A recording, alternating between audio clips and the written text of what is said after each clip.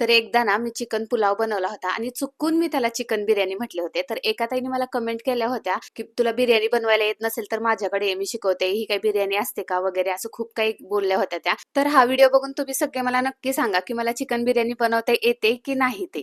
चला, इथे मी अर्धा किलो चिकन घेतलं होतं. त्याच्यामध्ये तिखट, बिर्याणी मसाला, हळद, धना पावडर, जिरा पावडर, कोथिंबीर, पुदिना, 2 हिरव्या मिरच्या आणि दही टाकलं होतं आणि कांदा जो तळून घेतला होता तो पण त्याच्यामध्ये ॲड केला होता. छान असं सगळं व्यवस्थित मिक्स करून घेतलं आणि कांदा तळलेलं जे तेल होतं ते त्याच्यामध्ये ॲड केलं आणि परत 1 तास मी ते मॅरिनेट व्हायला ठेवलं होतं. ते होते तोपर्यंत मी पातेल्यामध्ये पाणी गरम व्हायला ठेवलं होतं. त्या पाण्यामध्ये मी तेल टाकलं, मिरी टाकली, तेजपत्ता टाकला, थोडासा पुदिना, थोडीशी कोथिंबीर टाकली, मोठी इलायची टाकली, दालचिनी टाकली आणि हे सगळं मिक्स करून घेतलं. उकळी आल्यानंतर छान मी भिजवून ठेवले होते तांदूळ ते त्याच्यामध्ये टाकले आणि 80% शिजवून घेतले. ते शिजल्यानंतर लगेच काढून घेतले थंड होण्यासाठी, नाहीतर ते खूप शिजतात. त्याच्यानंतर मग जे कांदा तळलं होतं तेच तेल मी यूज करणार होते. तर कुकरमध्ये मी ते तेल टाकलं, गरम केलं आणि त्याच्यानंतर जे मॅरिनेट करून ठेवलं होतं चिकन ते त्याच्यामध्ये ॲड केलं. चिकनमध्ये एक्स्ट्राचं जास्त पाणी नव्हते टाकणार, थोडंसं पाणी ॲड करणार होते. पण त्याआधी मी त्याला छान असं तेल सुटू दिलं.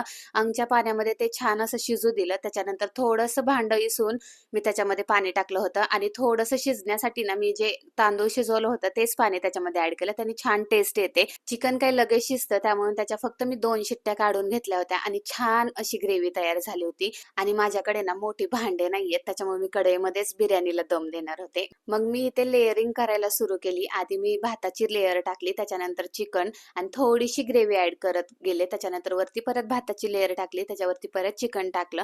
अशा मी 3 लेयर टाकल्या भाताच्या आणि छान असं सेट करून घेतलं. त्यानंतर मी कलर यूज केले होते, फूड कलर पाण्यामध्ये घोळून ठेवले होते ते मी त्याच्यावरती टाकले आणि त्याच्यावर कोथिंबीर टाकली थोडीशी, थोडासा पुदिना टाकला आणि जो तळलेला कांदा होता तो मी साईडला ठेवला होता तो त्याच्यावरती टाकला आणि सर्व गार्निशिंग करून झाल्यानंतर ना बिर्याणी खूप छान दिसत होती. आणि दम देण्यासाठी मी लोखंडाचा तवा ठेवला होता, तो गरम करून घेतला, त्याच्यावरती कढई ठेवली, मोठ्या ताटाने झाकण ठेवलं आणि वरती खलबत्ता ठेवला होता. एक 15-20 मिनिटं दम दिल्यानंतर ना बिर्याणी तयार झाली होती आणि अशी काही दिसत होती.